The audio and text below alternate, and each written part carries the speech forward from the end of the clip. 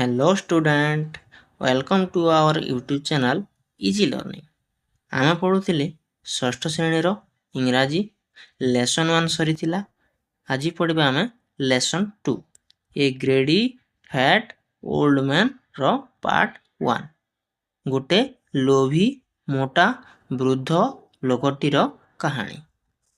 ଦେଖିବା କ'ଣ ଅଛି। ଦେଖ କ'ଣ ଦେଇଛି।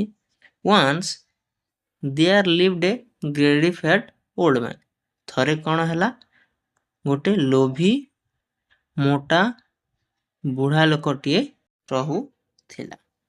one day he got up at 6 am। ଗୋଟେ ଦିନ ସେ କେତେବେଳେ ଉଠିଲା? ସକାଳ 6ଟାରେ ଉଠିଲା। and brushed his teeth at 6:30 am। ତାପରେ 6:30ରେ ସେ ଦାନ୍ତ ଘଷିଲା। he took tea at 7 am। ସେ 7ଟାରେ ଚାହା ପିଇଲା। and breakfast at 8:30 am। ଆଉ ଜଳଖିଆ ସକାଳ 8:30ରେ ଖାଇଲା। do you know how much tea he took? ଆମକୁ ଗୋଟେ ପ୍ରଶ୍ନ ପଚାରିଛି।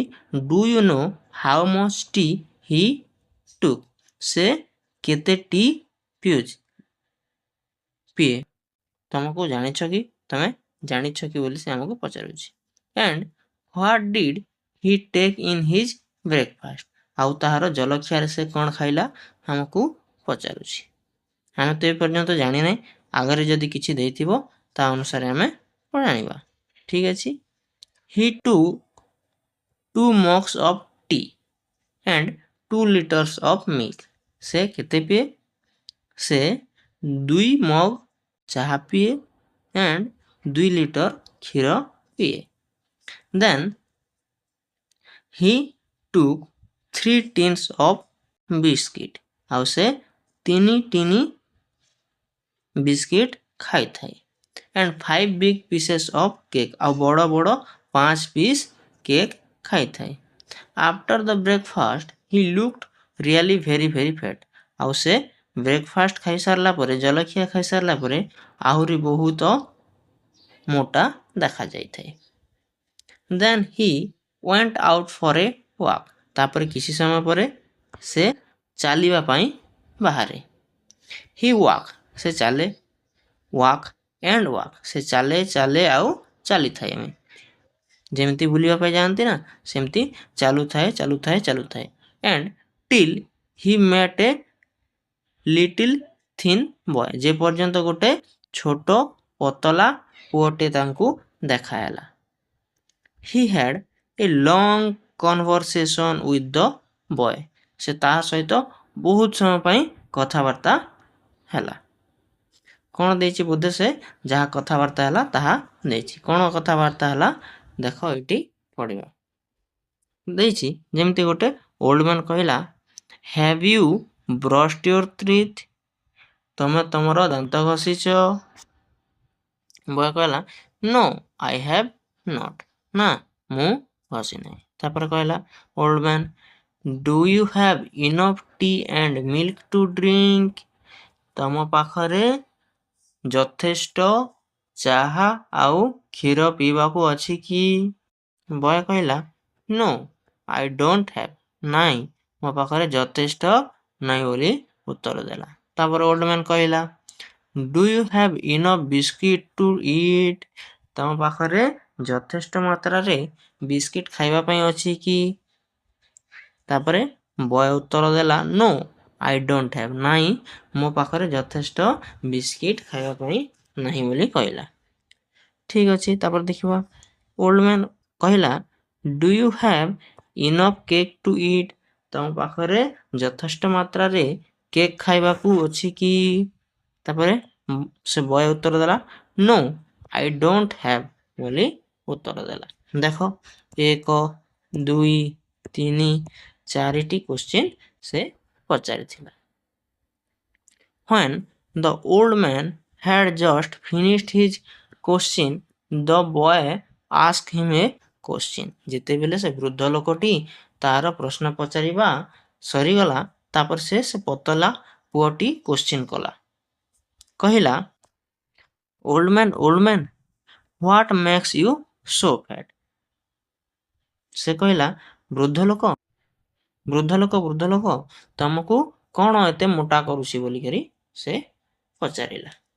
ତ ଓଲ୍ଡ ମ୍ୟାନ୍ ସେଡ୍, ତାପରେ ସେ ଓଲ୍ଡ ମ୍ୟାନ୍ କହିଲା, I have taken 2 mugs of tea. ମୁଁ କେତେ 2 ମଗ୍ ଅଫ୍ ଟି ଚାହା ପିଇଛି ବୋଲି କହିଲା।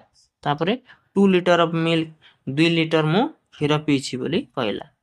and I also took 3 tins of biscuit. ଆଉ କେତେ ମୁଁ 3 ବିସ୍କିଟ୍ ଖାଏ ବୋଲି କହିଲା। and 5 kilogram of cake, ଆଉ 5 କେଜି କେକ୍ ଖାଏ ବୋଲି କହିଲା। and if I can catch you, I will eat you up. ତାପରେ ମୁଁ ଯଦି ତମକୁ ଏବେ ଧରିବି ତାହେଲେ ତମକୁ ମଧ୍ୟ ଖାଇଦେବି ବୋଲିକି ସେ ଉତ୍ତର ଦେଲା। then the old man caught the thin boy and ate him up. ତାପରେ ସେ old man କଣ ସେ ପତଲା ପୁଅଟିକୁ ଧରିଲା ଆଉ ସିଧା ଖାଇଦେଲା। ବାସ୍, ତମର ପାର୍ଟ 1 ରେ ଏତିକି ହିଁ ଥିଲା। ଆଉ କଣ ଅଛି ଦେଖିବା ତାହେଲେ। ଦେଖ କଣ ଦେଇଛି ଏଇଠି।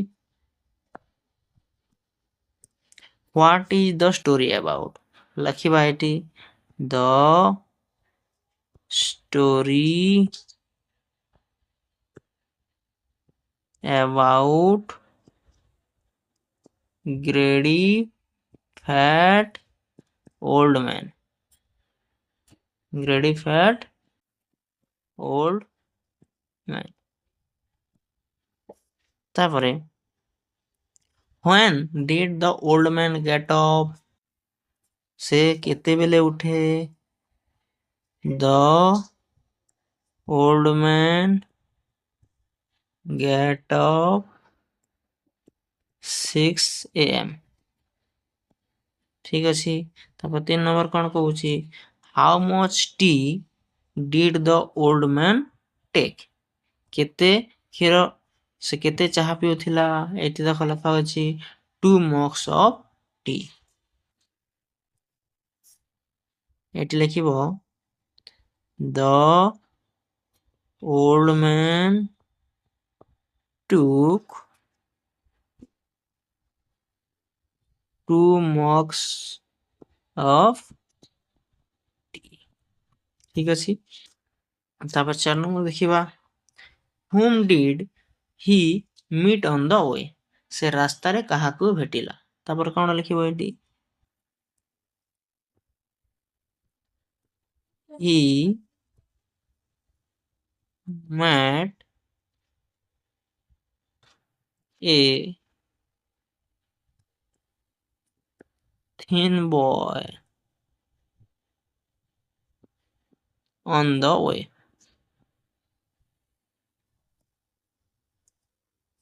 ତାପରେ 5 ନମ୍ବର କହୁଛି how many questions did the old man ask? old man asked 4 questions. ତାପରେ 6 ନମ୍ବର କହୁଛି did the boy ask old man any question? What was his question? yes, the boy asked a question that is ଏଠି ଦେଖ ଲେଖା ଅଛି, ଏ ଦେଖ last ଲେଖା ଅଛି old man what makes you so fat? old man what makes you so fat? ଠିକ ଅଛି। ଏ ଦେଖ 7 number ଶେଷ ପ୍ରଶ୍ନ what did the old man do with boy? the old man take the boy and at him up। ଠିକ ଅଛି, ଭଲ ଟିକେ ଦେଖିନିଅ।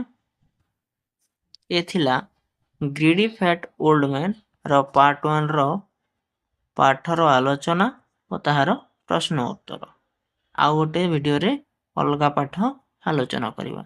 ଠିକ ଅଛି, ଆମର ଭିଡ଼ିଓ ଭଲ ଲାଗୁଥିଲେ ଗୋଟେ ଲାଇକ୍, ସେୟାର ଆଉ ସବସ୍କ୍ରାଇବ୍ କରି ରଖିବେ।